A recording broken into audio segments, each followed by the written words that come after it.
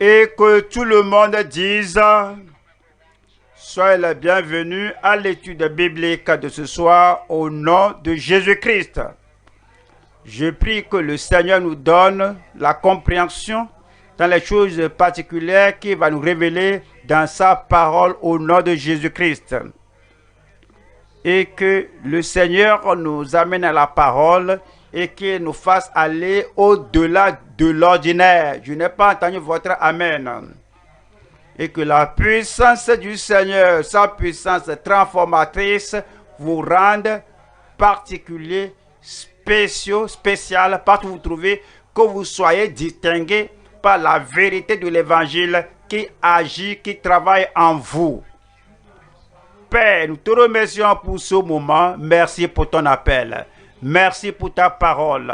Nous demandons, Seigneur, que ta parole nous transforme, nous change et fait de nous des personnes différentes et distinctes des gens autour de nous, partout où on se trouve au nom de Jésus-Christ. Que la grâce, la piété, la gloire que Christ a apporté à chaque vie soit reflétée dans chaque vie au nom de Jésus-Christ. Nous te disons merci parce que tu nous as exaucés. Au nom de Jésus, nous prions. Et que le peuple de Dieu dise Amen. Que le Seigneur vous bénisse. Nous allons au Galates chapitre 4. Je lis le verset 12. Galates chapitre 4, verset 12. Galates 4, 12. Soyez comme moi, car moi aussi je suis comme vous. Frères, je vous en supplie. Vous ne m'avez fait aucun tort. Vous savez que ce fut à cause d'une infirmité de la chair que je vous ai pour la première fois annoncé l'Évangile. Verset 14. Et mis à l'épreuve par ma chair, vous n'avez témoigné ni mépris, ni dégoût, vous m'avez au contraire reçu comme un ange de Dieu, comme Jésus-Christ. Verset 15. Où donc est l'expression de votre bonheur? Car je vous atteste que si cela eût été possible, vous vous seriez arraché les yeux pour me les donner. Verset 16. Suis-je devenu votre ennemi en vous disant la vérité? 17. Le zèle qu'ils ont pour vous n'est pas pur, mais ils veulent vous détacher de nous, afin que vous soyez zélés pour eux. 18. Il est beau d'avoir du zèle pour ce qui est bien, et en tout temps, et non pas seulement quand je suis présent parmi vous. 19. Mes enfants, pour qui j'éprouve de nouveau les douleurs de l'enfantement, jusqu'à ce que Christ soit formé en vous. Verset 20. Je voudrais être maintenant auprès de vous et changer de langage, car je suis dans l'inquiétude à votre sujet. Ce sont les versets précieux que nous allons examiner ce jour. Divisons le message en 3 parties.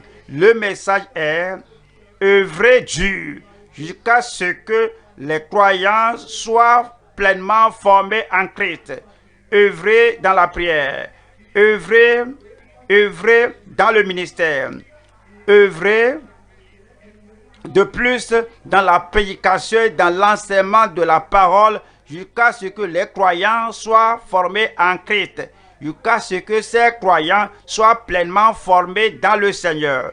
Nous allons voir 3 points. L'apôtre reçu en tant qu'un ange de Dieu. 2. Leur affection reflétée dans l'acceptation de l'Évangile. 3. Les ambassadeurs laborieux refocalisés sur l'éveil à sa grâce. refocaliser sur l'éveil à sa grâce. Voilà la première ni dégoût. Vous m'avez au contraire reçu comme un ange de Dieu, comme Jésus-Christ. L'apôtre a reçu. L'apôtre est reçu comme un ange de Dieu. Nous allons voir trois choses ici. Première partie, le nouvel engagement au modèle d'apostolat de Paul. 2. Le rappel de la prédication de Paul malgré les afflictions. 3. La réaction à la persuasion de Paul en tant qu'un ange. Première partie ici, le nouvel engagement au modèle d'apostolat de Paul. Il a déclaré ceci au verset 12.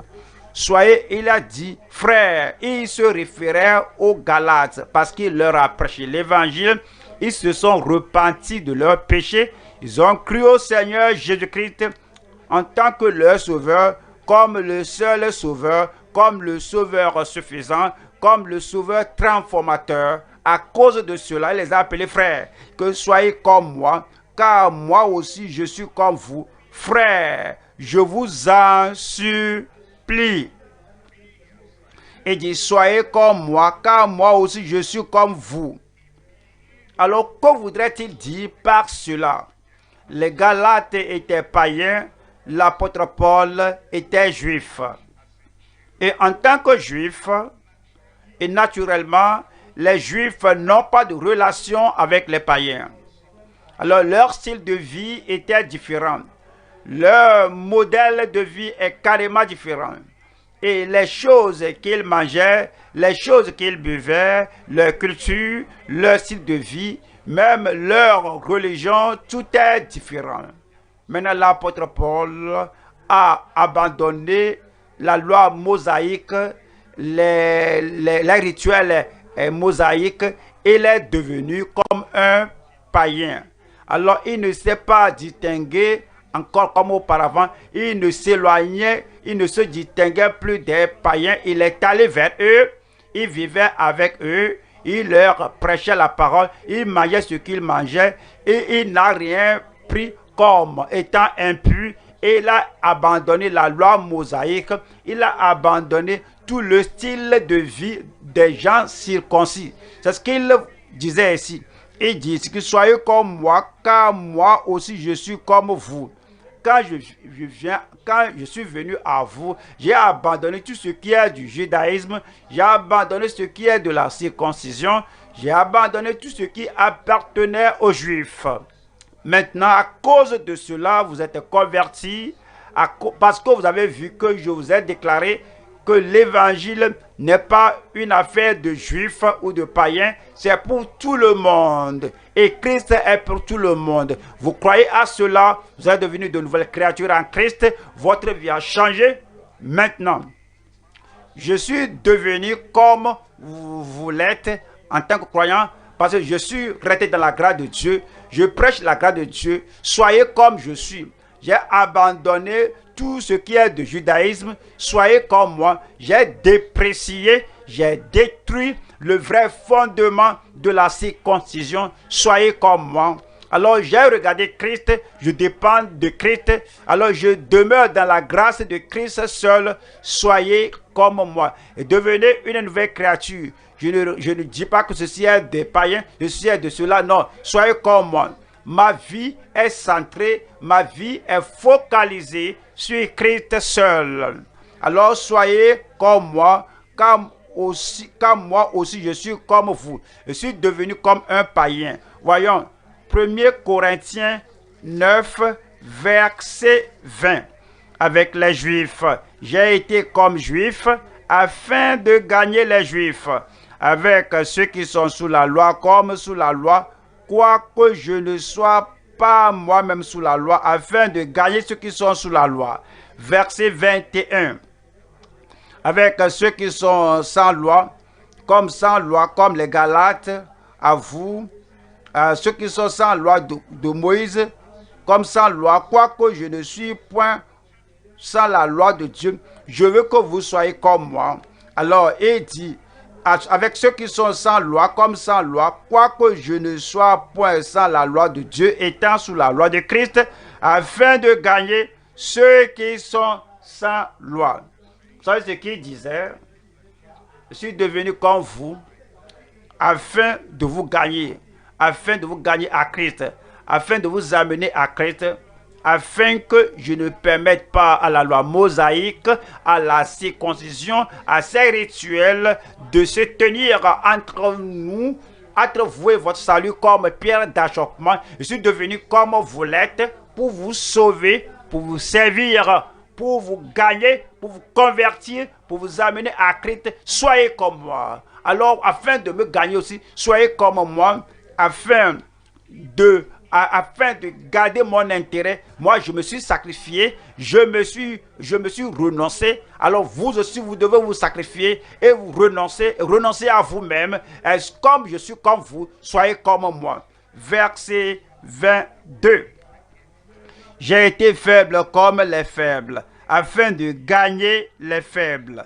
Je me suis fait tout à tous, afin d'en sauver de toute manière quelques-uns. Verset 23. Je fais tout à cause de l'évangile, c'est-à-dire que j'ai abandonné la loi mosaïque, j'ai abandonné la loi juive, j'ai abandonné la culture passée. Voici ce que je fais à cause de l'évangile, afin d'y avoir part. Galates 6, verset 14. Galates 6, 14. Pour ce qui me concerne, loin de moi la pensée de me glorifier d'autre chose que de la croix de notre Seigneur Jésus-Christ, par qui le monde est crucifié pour moi, comme je le suis pour le monde. Croyants Galates, soyez comme moi, j'ai été crucifié au monde, et le monde m'a été crucifié. Toutes les choses qui brillent comme de l'or dans le monde, je ne veux aucun d'elles. Les choses qui tentent les gens et les gens soumettent leur vie au monde, je ne veux aucune de ces choses. Comme je suis mort au monde, soyez comme moi, soyez morts au monde. Déjà, vous avez vu que je suis mort aux commentaires des gens dans les nations juives. Vous voyez, je dis que l'apôtre Paul, qu'est-ce qu'il fait? Il a abandonné Moïse, il a abandonné la circoncision, il a abandonné ses rituels, il a abandonné toutes les choses qu'il faisait. Maintenant, il est maintenant un nouvel homme. Et il disait même, je ne fais aucun cas de cela parce que je suis mort au monde, j'ai été crucifié au monde, je suis comme vous, comme païen maintenant, afin de vous amener l'évangile. Soyez comme moi. Verset 15. Car ce n'est rien que d'être circoncis ou incirconcis. Ce qui est quelque chose, c'est d'être une nouvelle créature. Verset 16. Paix et miséricorde sur tous ceux qui suivront cette règle et sur l'Israël de Dieu. Voyons la deuxième partie ici, le rappel de la prédication de Paul malgré les afflictions. Voyons le verset et Galates 4, verset 13. Vous ne m'avez fait aucun tort. Vous savez que ce fut à cause d'une infirmité de la chair que je vous ai pour la première fois annoncé l'évangile. Vous devez vous rappeler, lorsque j'étais arrivé à la province de Galatie, il y a des difficultés, il y a des défis, il y a la persécution, l'affliction, l'infirmité. Cependant, au travers de tout cela, je n'ai pas dit que je ne peux pas aller là-bas, je ne peux pas atteindre ce lieu. Alors, il y a des échades sur la voie, il y a des piquants sur la voie. Alors, la voie là-bas est escarpée et il y a des dangers là-bas, mais je suis arrivé. En dépit de ces persécutions, en dépit de ces obstacles, en dépit de ces problèmes, en dépit de ces afflictions, alors je vous ai prêché l'évangile pour la première fois avec ces défis. Et partout où l'apôtre Paul allait, il y a des difficultés, des défis, des afflictions, mais il ne faisait aucun cas de tout cela. Premier Thessaloniciens chapitre 1 verset 5. Notre évangile ne vous ayant pas été prêché en parole seulement, mais avec puissance, avec l'Esprit Saint et avec une pleine persuasion, car vous n'ignorez pas que nous nous sommes montrés ainsi parmi vous à cause de vous. On a agi comme s'il n'y avait pas de problème. On a agi comme il n'y avait pas de défi. Nous avons agi comme il n'y avait pas de douleur. Nous avons agi comme il n'y avait pas d'affliction. Il n'y avait pas d'infirmité à cause de vous. Verset 6. Et vous-même, vous avez été mes imitateurs et ceux du Seigneur en recevant la parole au milieu de beaucoup de tribulations, de beaucoup d'infirmités, de beaucoup d'afflictions, avec la douleur, la pression et la douleur qu'on éprouvait. On continuait de prêcher, on continuait de pousser parce que votre salut était plus important pour nous au milieu de beaucoup de tribulations avec la joie du Saint-Esprit. Verset 7. En sorte que vous êtes devenus un modèle pour tous les croyants de la Macédoine et de l'Achaïe. L'évangile est venu à vous. Vous avez vu notre sincérité, vous avez vu notre spiritualité, vous avez vu notre sanctification, vous avez vu notre transparence. Vous avez vu que nous sommes des gens durs et qui sont contre les problèmes, les afflictions. Lorsque vous avez vu cela, vous êtes devenus des exemples et vous nous suivez. Et à tous ceux qui croient à la Macédoine et à l'Achaïe. Verset 8 dit, non seulement en effet, la parole du Seigneur a retenti de chez vous dans la Macédoine et dans l'Achaïe, mais votre foi en Dieu s'est fait connaître en tout lieu, de telle manière que nous n'avons pas besoin d'en parler. Verset 9. Car on raconte à notre sujet quel accès nous avons eu auprès de vous et comment vous vous êtes convertis à Dieu. Alors, il est bénéfique de servir le Seigneur.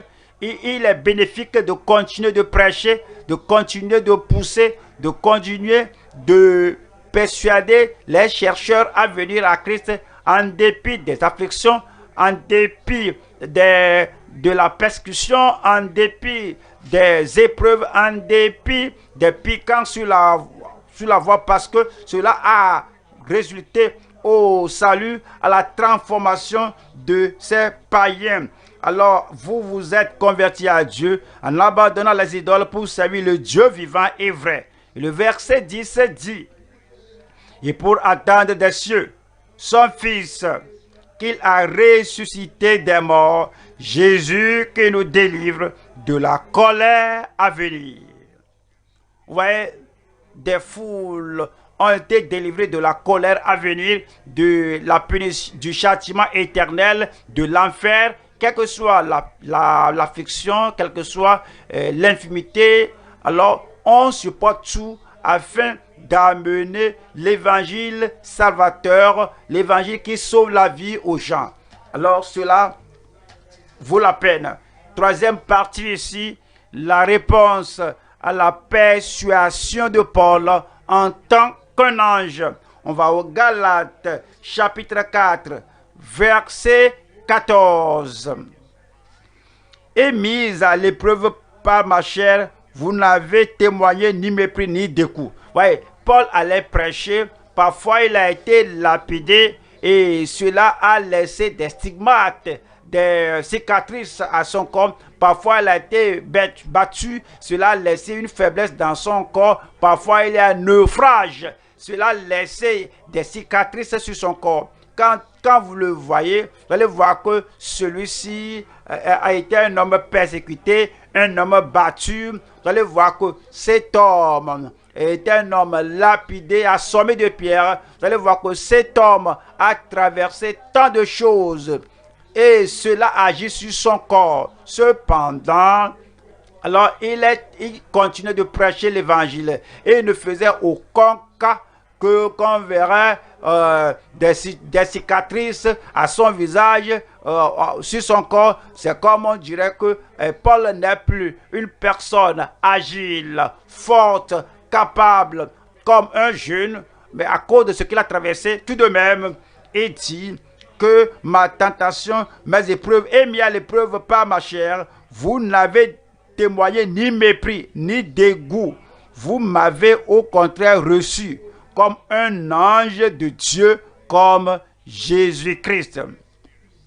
C'est qu'ils ont reçu la parole qu'il prêchait comme il l'aurait reçu d'un ange qui leur prêcherait la parole. Ils ont reçu la parole qui leur prêchait comme Christ lui-même alors descendrait du pour leur prêcher cette bonne nouvelle. Comme ils ne vont pas argumenter avec Christ, ils n'ont pas argumenté avec Paul. Comme ils ne vont pas argumenter avec un ange de Dieu, ils n'ont pas argumenté avec Paul. Parce qu'ils l'ont reçu, ils ont reçu son message, ils ont reçu son ministère, ils ont reçu sa prédication comme celle d'un ange de Dieu qui leur prêchait. 1er Thessaloniciens chapitre 2, verset 13. C'est pourquoi nous rendons continuellement grâce à Dieu de ce qu'en recevant la parole de Dieu que nous vous avons fait entendre. Ils n'ont pas regardé d'autres aspects physiques.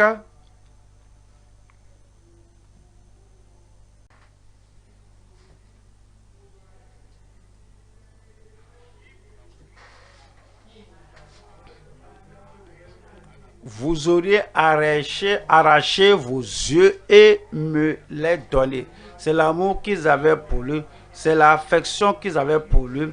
Ils l'ont vraiment apprécié et ils étaient gracieux et reconnaissants à Dieu qu'un tel homme a pu venir leur montrer la voie à la vie éternelle, comment être délivré des ténèbres de la religion des païens pour être amené à la lumière de l'évangile de Dieu. Il l'aimait, il l'appréciait, il s'était collé à Paul en affection et en intimité. Que s'il était possible, si Paul avait besoin d'une transplantation, d'une greffe des yeux, ce serait fait pour lui. La même chose avec les enfants d'Israël. Lorsque, à la première fois, ils ont entendu parler de la bonté du Seigneur, ils faisaient cela, mais après tout, c'était évaporé. C'est pourquoi l'apôtre Paul dit que je pouvais dire oui, l'affection, la bonté, la communion, l'intimité du passé. Où est cela maintenant? Où est-ce que cela est parti? Jérémie 2, verset 1. Jérémie 2, verset 1. Jérémie 2, verset 1. La parole de l'Éternel me fait adresser en ces mots. Verset 2. Va écrire aux oreilles de Jérusalem. Ainsi parle l'Éternel. Je me souviens de ton amour lorsque tu étais jeune, de ton affection lorsque tu étais fiancé, quand tu me suivais au désert dans une terre inculte. Je me rappelle cela depuis fort longtemps. Verset 3. Israël était consacré à l'Éternel. Le Seigneur les a regardés disant que les choses sont maintenant différentes avec vous, Israël. Lorsque je considérais le passé et je vois la bonté, je vois la joie de suivre le Seigneur, je vois la dévotion de suivre le Seigneur et je vois l'obéissance du passé et comme je vois votre attachement à moi, je vous vois maintenant, je peux seulement dire que Israël était consacré à l'Éternel. Alors ce que le Seigneur désirait, ce que le Seigneur exigeait, ce que le Seigneur aimait, c'est pas qu'on soit comme ce qu'on était et qu'on ne l'est pas maintenant. Il veut que Israël soit consacré au Seigneur maintenant. Il veut que l'Église soit consacrée au Seigneur maintenant. Le Seigneur veut que toi, en tant que membre, corps de Christ, que tu sois consacré au Seigneur. Il veut la même affection, il veut le premier amour, il veut la même dévotion, il veut la même transparence, il veut que toi, que tu demeures consacré au Seigneur à tout moment, chaque jour, à chaque croisée des chemins, quel que soit ce qui se passe, que ce soit la consécration au Seigneur et il était les prémices de son revenu. Tous ceux qui en mangeaient se rendaient coupables et le malheur fondait sur eux, dit l'Éternel. Matthieu 24, verset 10. Matthieu 24, verset 10. Alors aussi plusieurs succomberont et ils se trahiront, se haïront les uns les autres. Verset 11. Plusieurs faux prophètes s'élèveront et ils séduiront beaucoup de gens. Verset 12. Et parce que l'iniquité se sera accrue, la charité du plus grand nombre se refroidira. Il ne veut pas que notre amour se refroidisse, mais que nous continuions de l'aimer de tout notre cœur, de toute notre âme, de toute notre pensée. Il ne veut pas utiliser le passé pour notre salut, pour notre sanctification, pour notre sainteté, pour notre service, pour notre affection, pour notre intimité avec lui. Il veut que ce soit une expérience présente, courante, telle qu'on l'a aimé dans le passé, qu'on l'aime aujourd'hui. Mais parce que l'iniquité se sera accrue, la charité du plus grand nombre se refroidira. Le verset 13 dit, mais celui qui persévérera jusqu'à la fin sera sauvé. Quelle révélation! Que la joie d'hier ne suffit pas pour aujourd'hui. La fidélité des années passées ne suffit pas pour aujourd'hui. L'engagement, la consécration et l'amour de Dieu des années écoulées ne suffisent pas pour aujourd'hui. Ce n'est pas une expérience historique. En 1900 telle année, en 1900 telle, oui, j'étais né de nouveau. Mais une expérience présente du Seigneur. C'est une vie présente dans la sainteté, dans la justice.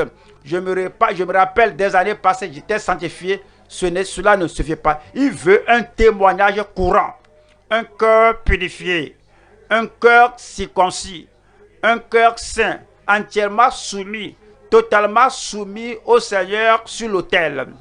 Au passé, j'avais des normes élevées pour vivre pour le Seigneur. Cela ne suffit pas. Il veut que ces normes élevées de la parole de Dieu soient maintenues jusqu'à maintenant, jusqu'à ce qu'il vienne. C'est pourquoi il dit, mais celui qui persévérera jusqu'à la fin sera sauvé. Verset 14. Cette bonne nouvelle du royaume sera prêchée dans le monde entier. Dans le monde entier jusqu'à la fin du monde, quel que soit ce qui se passe, il y a la pandémie, les fléaux, les pestes, le problème, la pauvreté, l'économie, ceci et cela, quel que soit ce qui se passe, cette bonne nouvelle du royaume sera prêchée dans le monde entier pour servir de témoignage à toutes les nations, à toutes les nations, à toutes les nations. Alors viendra la fin. Il dit que nous devons augmenter l'élan de notre sortie, de notre touche. Nous devons augmenter l'élan de pénétrer notre monde avec l'évangile, que cette bonne nouvelle du royaume soit prêchée et vous devez chercher, savoir comment le faire. Il y a des gens qui disent que ce que je fais, c'est tout ce que je sais. Si cela ne suffit pas dans le monde d'aujourd'hui. C'est tout ce que j'ai appris. Les choses changent dans le monde. Vous devez changer. Si vous ne changez pas, vous deviendrez inutile. Je me rappelle lorsqu'on enseignait en ces jours-là, 40 ans passés, on enseignait d'ordinaire, on utilisait le tableau noir. Alors on prend on prend la craie et le crayon. La craie et puis, comment l'appelle-t-on? La craie et puis le chiffon. Mais aujourd'hui, si vous ne savez pas utiliser l'ordinateur pour envoyer votre leçon en ligne, si vous ne savez pas, sinon corriger votre leçon en ligne et puis corriger les choses en ligne dont tu n'es pas utile. Si tu es un maître qui fait les choses à la manière de 20 ans, 30 ans passés, oh, tu seras ôté du service. La même chose pour l'évangile. Comme nous avons l'évangile maintenant, Jésus lui-même a dit que cette bonne nouvelle du royaume sera prêchée dans le monde entier pour servir de témoignage à toutes les nations. Et la façon dont Nebuchadnezzar l'a fait à son temps, comme il voudrait envoyer son message dans le monde entier, son témoignage, c'est écrit. Alors on met ici un cheval, quelqu'un va conduire ça pour aller dans les provinces. Tu ne peux pas le faire aujourd'hui. Alors aujourd'hui, il y a le média et les gens qui s'asseyent dans nos districts. On dit que les gens qui se disent que qu'est-ce qu'on fait? Oui, on envoie l'évangile à tout le monde entier. Viens ici et joins-toi à nous. Quel que soit ce que tu peux faire, amène ton temps, amène ton talent, amène l'argent. Ouais, cette bonne nouvelle du royaume sera prêchée dans le monde entier et plusieurs viendront au Seigneur au travers de vous, au travers de moi, au travers de nous ensemble au nom de Jésus-Christ. Et quelqu'un là-bas va dire Amen. Ce sera fait et vous en ferez partie. J'en ferai partie. J'en ferai partie. Puisse le Seigneur bénir l'œuvre de vos mains pour le salut des âmes au nom de Jésus-Christ. Voyons la deuxième partie ici. C'est l'attitude défaillante des Galates gracieux. L'attitude défaillante. Voyons Galates chapitre 4, 16. Suis-je devenu votre ennemi en vous disant la vérité? Maintenant, l'attitude des Galates ici, leur attitude déclinait. Il dit, mais je me rappelle, oui, l'affection de votre amour pour moi au départ, mais maintenant, je vous ai dit la vérité. Maintenant, je vous ai dit que Christ Jésus est la seule voie. Je vous ai dit qu'il est le seul sauveur. Je vous l'ai dit que personne ne peut venir au Père Céleste. Personne ne peut aller à Dieu. Personne ne peut aller au ciel si ce n'est pas Christ. Que la loi de Moïse ne vous amènera pas au ciel. Vous changez vous-même, ne vous amènera pas au ciel. La religion ne vous amènera pas là-bas.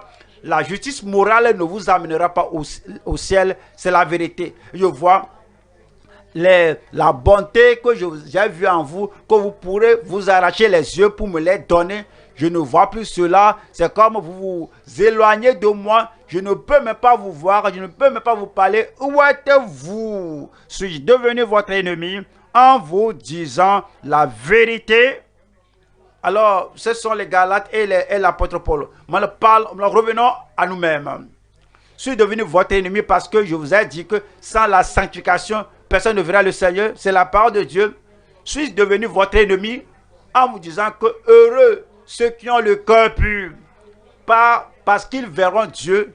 Suis devenu votre ennemi en vous disant que si vous allez aller au ciel, que Christ ait donné lui-même afin qu'il nous purifie de toute iniquité et qu'il nous purifiera, il nous acquérera à lui-même un peuple zélé pour de bonnes œuvres, et que je suis devenu votre ennemi pour vous dire que si tu es indolent, paresseux, si tu ne travailles pas pour Dieu, si tu restes oisif et Jésus te rencontre à son avènement, que tu seras une personne pauvre au travers de toute l'éternité, il n'y aura pas de récompense pour toi. Je suis devenu ton ennemi pour te dire que lève-toi, reconsacre-toi à Dieu, redonne-toi de nouveau au Seigneur, et tout ce que tu avais mis sur l'autel, tu l'as ôté. Ramène cela au Seigneur, et que ta consécration, comme j'avance, alors vous allez avancer avec mon nom de Jésus-Christ. Comme je cours, comme je déclare, comme je persuade, comme je dis que voici la volonté de Dieu, même votre sanctification, vous allez dire oui à tout ce que je dis. Vous allez dire amen à tout ce que je dis. Votre cœur sera en ligne avec tout ce que je dis au nom de Jésus-Christ. Voyons, 1er Roi 21, verset 1er Roi 21, verset 20. Akab dit à Élie, m'as-tu trouvé mon ennemi? Oui, ces Galates agissaient et se comportaient comme Akab. Akab a vu Élie et il lui a dit que m'as-tu trouvé mon ennemi? Ouais, Akab, mais pourquoi tu parles comme ça? Pourquoi pouvais-tu parler de cette manière? Élie était prophète de Dieu. Il a été envoyé par le Seigneur afin de déclarer la parole à la nation. Il voudrait ramener la nation à Dieu. Comment une telle personne pourrait être un ennemi à toi?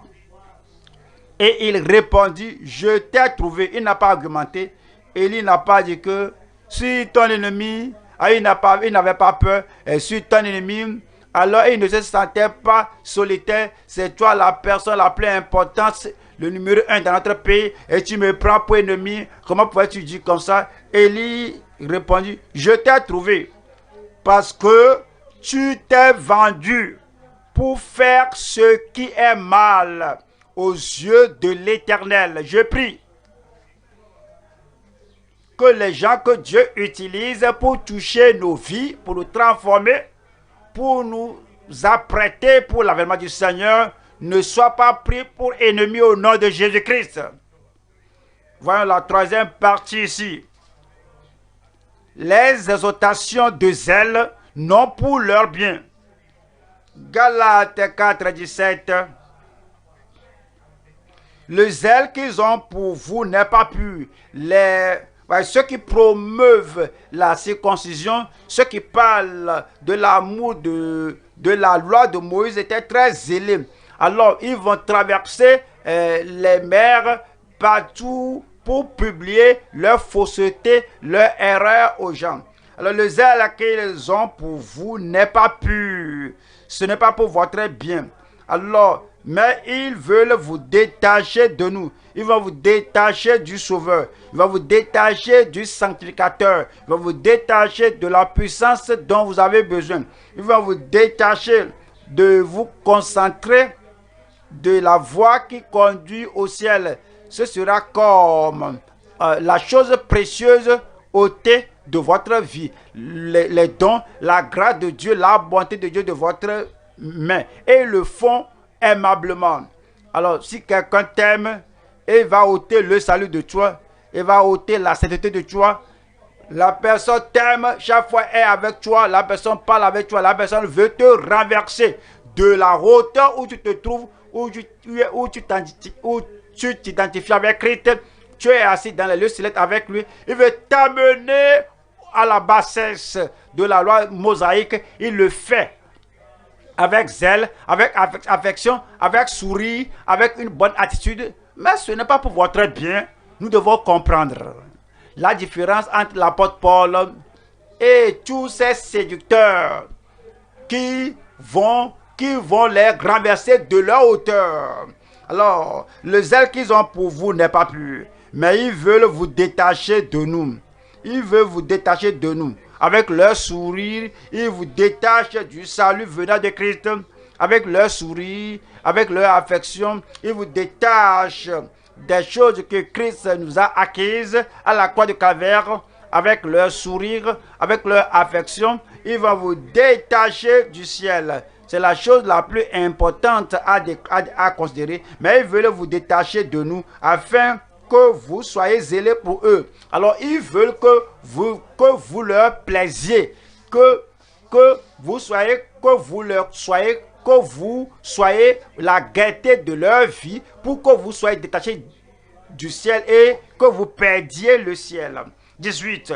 Il est beau d'avoir du zèle pour ce qui est bien. Si vous allez affecter quelqu'un, vous allez faire quelque chose à quelqu'un, que cela soit du bien, qu'est-ce que j'ai fait pour eux? Comment je peux affecter sa vie? Quelles ailes je lui donne? Quel engagement je lui présente? Si vous serez ami de quelqu'un, vous devez vous poser la question, et qu'est-ce qu'il ajoute à ma vie? Qu'est-ce qu'elle ajoute à ma vie? Comment est-ce qu'il m'aide? Comment est-ce qu'elle me fait rapprocher de Christ? Il est beau d'avoir du zèle pour ce qui est bien et en tout temps, et non pas seulement quand je suis présent parmi vous. Voyons Romains 10, verset 2. Je leur rends le témoignage qu'ils ont du zèle pour Dieu, mais sans intelligence. Oui, ils ont du zèle pour la loi, pour Moïse, pour la circoncision, pour les rites, pour le sacrifice d'animal. Ils ont de grands zèles pour Dieu, mais sans intelligence. Christ est mort à la mort de Christ. Mais ils n'ont pas mis la mort de Christ à leur zèle. Christ a pourvu le salut, mais ils n'ont pas amené les provisions de Christ à leur religion. Alors ils sont zélés comme au temps de Lévitique, ils sont zélés comme au temps de Deutéronome. Alors ils ferment les yeux sur le salut, sur le calvaire, sur le sauveur, et ils ferment les yeux sur ce que Dieu a dit. Que voici mon fils bien-aimé, écoutez-le. Quiconque ne l'écoutera pas sera ôté du milieu de son peuple. C'était leur problème. Le Seigneur ne veut pas qu'on ait du zèle sans intelligence, le zèle sans vérité, le zèle sans l'évangile, le zèle sans le salut, le zèle sans la provision de Christ au calvaire. Je prie que notre zèle aille de pair avec la parole de Dieu au nom de Jésus-Christ. Nous allons au troisième point maintenant. Les ambassadeurs laborieux refocalisés sur l'éveil à sa grâce. Nous allons au Galates 4, 19. Mes enfants, pour que j'éprouve de nouveau les douleurs de l'enfantement jusqu'à ce que Christ soit formé en vous. Qu'est-ce que cela veut dire? Il donne l'image de Christ se tenant à la porte du cœur et tape, il frappe. Que si quelqu'un ouvre la porte, j'entrerai et je resterai là, je demeurerai là-bas, je souperai avec lui et je communierai avec lui. Il utilise l'image que Christ est au-dedans d'eux.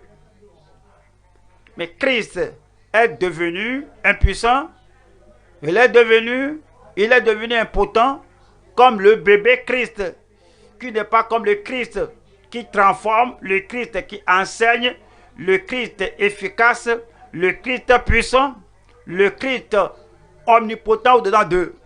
Et dit, maintenant, j'œuvre, maintenant, je persuade, maintenant, je vous appelle, maintenant, je prie jusqu'à ce que Christ soit formé en vous, qu'il soit puissant en vous, qu'il soit fort en vous, que Christ soit ce qu'il est maintenant, avec toutes ses qualités et tous ses attributs qui vivent en vous une fois encore.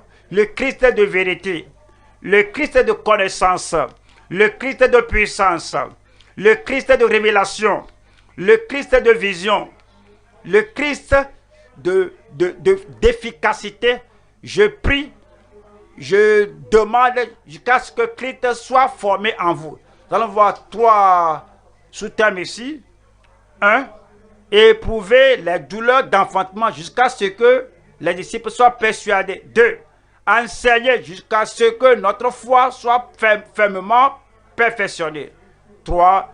Œuvrer jusqu'à ce que les fidèles soient finalement préservés. Numéro 1 ici, c'est œuvrer jusqu'à ce que les disciples soient persuadés. Œuvrer jusqu'à ce que les disciples soient persuadés.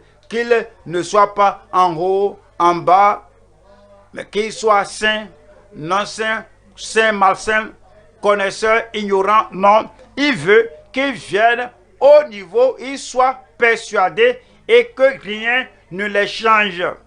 Galates chapitre 4, verset 19. Mes enfants, pour que j'éprouve de nouveau les douleurs de l'enfantement jusqu'à ce que Christ soit formé en vous. Et le verset 20. Je voudrais être maintenant auprès de vous et changer de langage, car je suis dans l'inquiétude avec votre sujet. Je suis dans l'inquiétude à votre sujet. Éphésiens chapitre 4, verset 14.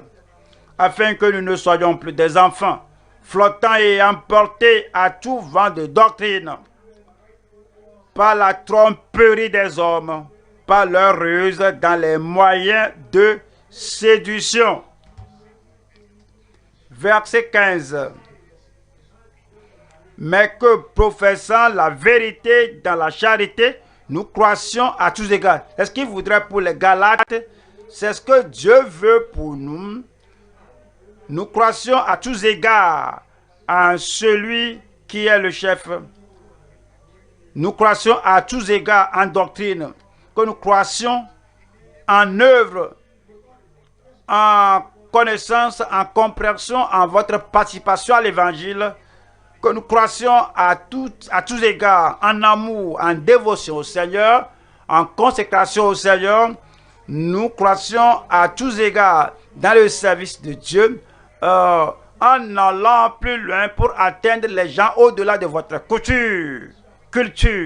Nous croissions à tous égards en celui qui est le chef, Christ. Nous allons croître, chacun de nous, par la grâce de Dieu, par la connaissance du Seigneur. Chacun de nous croîtra au nom de Jésus. Hébreux 13, 8. Jésus-Christ est le même hier, aujourd'hui et éternellement. Voyons le verset 9. Ne vous laissez pas entraîner par des doctrines diverses et étrangères, car il est bon que le cœur soit affermi par la grâce pour le salut, la grâce pour la sanctification, la grâce pour la fermeté. Alors car il est bon que le cœur soit affermi par la grâce et non par des aliments qui n'ont servi de rien à ceux qui s'y sont attachés. Nous allons à la deuxième partie ici. C'est enseigner jusqu'à ce que notre foi soit fermement perfectionnée. Enseigner jusqu'à ce que notre foi soit fermement perfectionnée. 1er Thessaloniciens 3, verset 10. Nuit et jour, nous le prions avec une extrême ardeur de nous permettre de vous voir et de compléter ce qui manque à votre foi. C'est le désir de l'apôtre Paul que partout il est allé, à la communauté où il est allé, à l'assemblée où il se trouvait, voudrait voir leur foi. Et que afin de compléter ce qui manque à votre foi. Verset 13 là-bas. Verset 13. Afin d'affermir votre cœur pour qu'il soit irréprochable dans la sainteté devant Dieu notre Père lors de l'avènement de notre Seigneur Jésus avec tous ses saints. Allons aux Colossiens. Colossiens chapitre 1, 28. C'est lui que nous annonçons, exhortant tout homme et instruisant tout homme en toute sagesse, afin de présenter à Dieu tout homme devenu parfait en Christ. Afin de présenter à Dieu tout homme devenu parfait en Christ. Verset 29. C'est à quoi je travaille en combattant avec sa force qui agit puissamment en moi. Je prie que cela agisse puissamment en vous au nom de Jésus-Christ. Numéro 3 ici. Œuvrez jusqu'à ce que les fidèles soient finalement préservés. Œuvrez, travaillez jusqu'à ce que les fidèles soient finalement préservés. Philippiens chapitre 1 verset 10. Pour le discernement des choses les meilleures, afin que vous soyez purs et irréprochables pour le jour de Christ. Amen. On ne sait pas quand Christ viendra, mais chaque jour, chaque moment, nous menons notre vie dans la grâce de Dieu, que nous sommes sincères, nous sommes purs et irréprochables. Et envers l'homme, envers Dieu, nous sommes irréprochables pour le jour de Christ. Numéro 11. Remplis du fruit de justice qui est par Jésus-Christ à la gloire et à la louange de Dieu. Je prie que vous soyez fermes, que vous restez engagés, que vous demeurez stables, fermes, jusqu'à la fin au nom de Jésus-Christ. Si cela va se passer, voyons Apocalypse 2, verset 25. Seulement ce que vous avez, Christ sait que nous avons déjà quelque chose. Les anges savent que nous avons quelque chose déjà. L'apôtre Paul savait que les Galates avaient déjà quelque chose. Mais ces Juifs voudraient ravir cela de leur main. J'ai quelque chose. Vous avez le salut, vous avez quelque chose. Vous avez la sanctification, vous avez quelque chose. Vous avez le service de Dieu, vous avez quelque chose. Vous avez l'amour de Dieu, vous avez quelque chose. Alors, c'est dit, seulement ce que vous avez, retenez-le jusqu'à ce que je vienne. Qui va le retenir jusqu'à ce qu'il vienne? Qui sera ferme? Où êtes-vous? Retenez-le jusqu'à ce qu'il vienne. Que la grâce de Dieu demeure dans votre vie au nom de Jésus. Tenons-nous debout maintenant et parlons au Seigneur.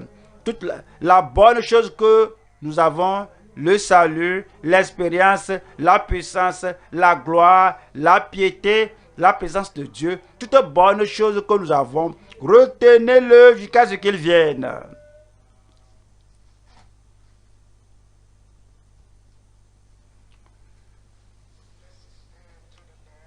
Prions le Seigneur. Adorons le Seigneur, bénissons son nom pour cette révélation de la parole de Dieu. Remercions le Seigneur pour tout ce qu'il nous a dit. Amenons un engagement personnel au Seigneur et disons-lui que par sa grâce, nous serons fidèles jusqu'à la fin. Parlons au Seigneur comme l'apôtre Paul s'est identifié avec les Galates en oubliant, en abandonnant la loi mosaïque pour qu'ils soient sauvés, pour qu'ils soient séparés, sanctifiés, qu'ils soient préservés pour la gloire de Dieu au dernier jour. De même, nous nous identifions avec les nouveaux convertis que le Seigneur amène à l'église de Dieu de par le monde.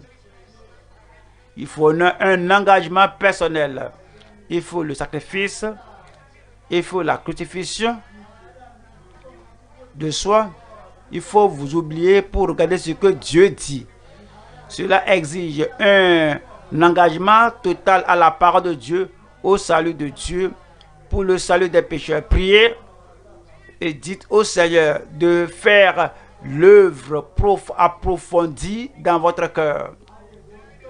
Parlez au Seigneur de vous rendre plus profond, plus élevé dans la grâce, dans la foi, pour être en mesure de tolérer et de persévérer, d'aller patiemment après les croyants. Ceux qui viennent de connaître le Seigneur, les nouveaux convertis, et ceux qui sont dans l'église et qui ne comprennent pas, prions que le bon Dieu nous aide à nous identifier avec eux. Si vous vous identifiez avec Christ, vous pouvez faire de même avec tous les croyants. Que le Seigneur le fasse en vous, qu'il le fasse dans la vie de chacun de nous, qu'on soit plus gracieux, qu'on soit plus engagé, plus consacré et qu'on s'identifie plus au Seigneur.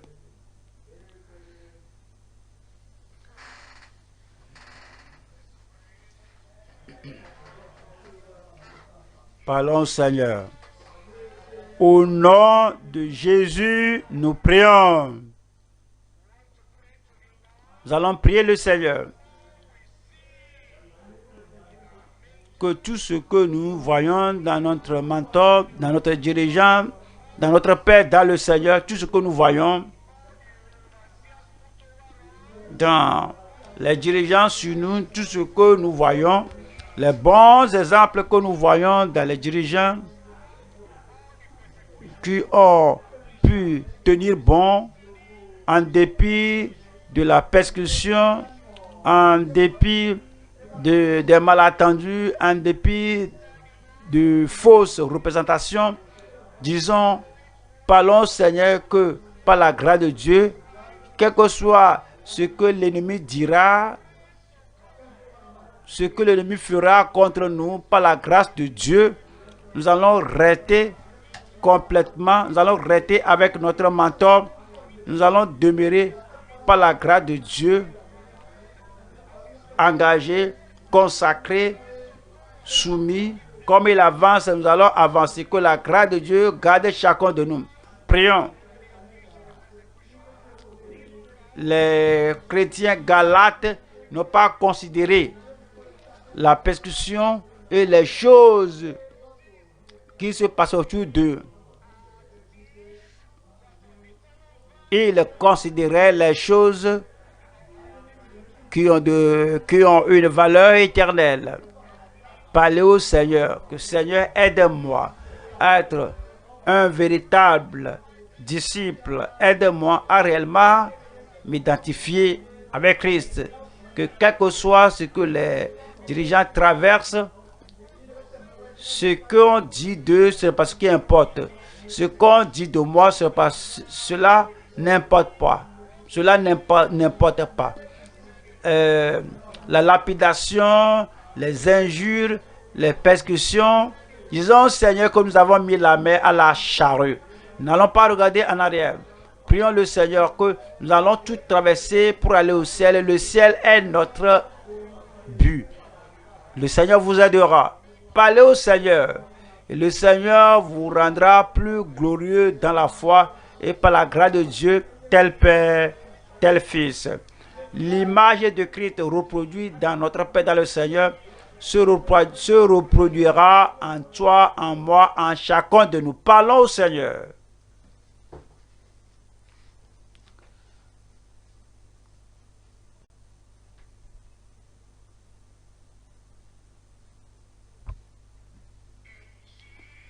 Au nom de Jésus, nous prions.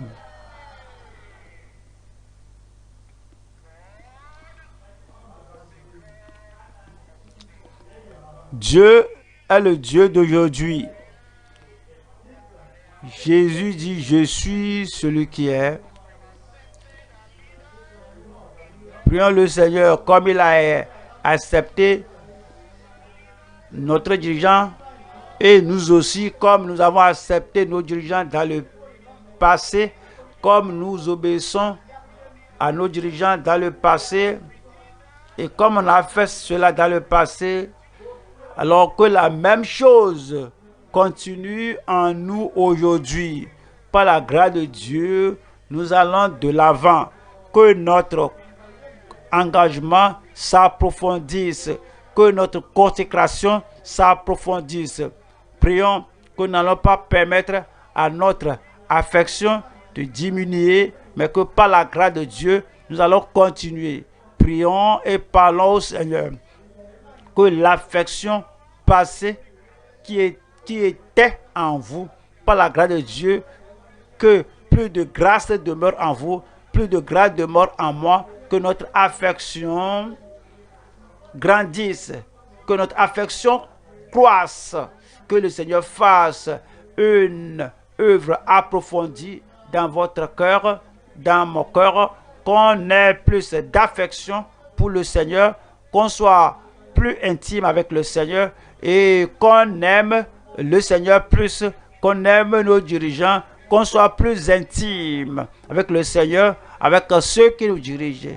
Alors, qu'il n'y ait pas de dissimulation, qu'on soit ouvert avec eux en toutes choses. Même si nous avons raté si nous avons perdu le chemin, ils vont nous corriger.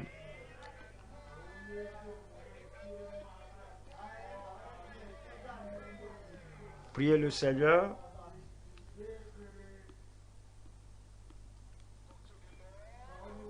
Parlez au Seigneur.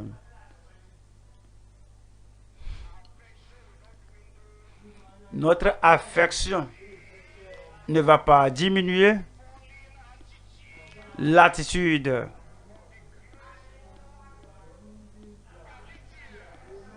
des Galates gracieux, reconnaissants. Dieu veut que nous soyons reconnaissants, qu'on soit plus glorieux en tout, qu'il n'y ait pas de déclin, qu'il n'y ait pas de diminution d'affection, de notre amour, de notre engagement. Notre engagement à la croisade mondiale doit être plus élevé qu'auparavant. Donc on a commencé. Maintenant nous comprenons mieux, qu'on comprend mieux. Plus on comprend, plus on doit aimer. Priez, demandez au Seigneur. Au nom de Jésus, nous prions.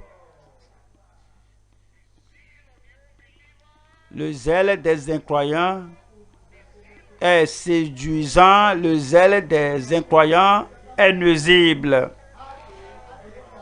Alors, ce zèle ne va pas refroidir votre zèle, mais cela va vous pousser à aimer le Seigneur plus, à aimer sa parole plus, à être plus engagé dans son œuvre. Les incroyants font ce qu'ils font en séduisant, ils ont leur but. Ils ne vont pas réussir sur votre vie au nom de Jésus-Christ. Tous leurs efforts seront en vain.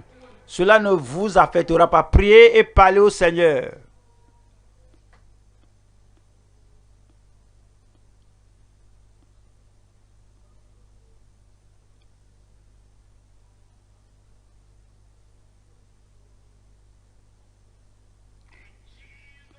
Au nom de Jésus, nous prions. Faisons un engagement personnel dans la prière afin de suivre les nouveaux convertis, faire des sacrifices pour les nouveaux convertis, même ceux qui sont dans l'église qui ne comprennent pas. Que Dieu nous aide à ouvrir leurs yeux, que tout le monde s'apparente à ce qui est fait dans l'église et que nous continuons, que par la grâce de Dieu, nous avancions avec l'église. Comme l'église va de l'avant, vous ne serez pas en arrière. Alors, priez le Seigneur, que le Seigneur vous fasse, que l'Esprit de Dieu vous fasse lever, si possible la nuit, pour prier pour eux, faire tout pour rendre ces nouveaux convertis à devenir, que le Seigneur fasse d'eux des disciples, qu'ils soient baptisés d'eau, qu'on continue de les enseigner jusqu'à ce que par la grâce de Dieu, ils soient perfectionnés dans le Seigneur.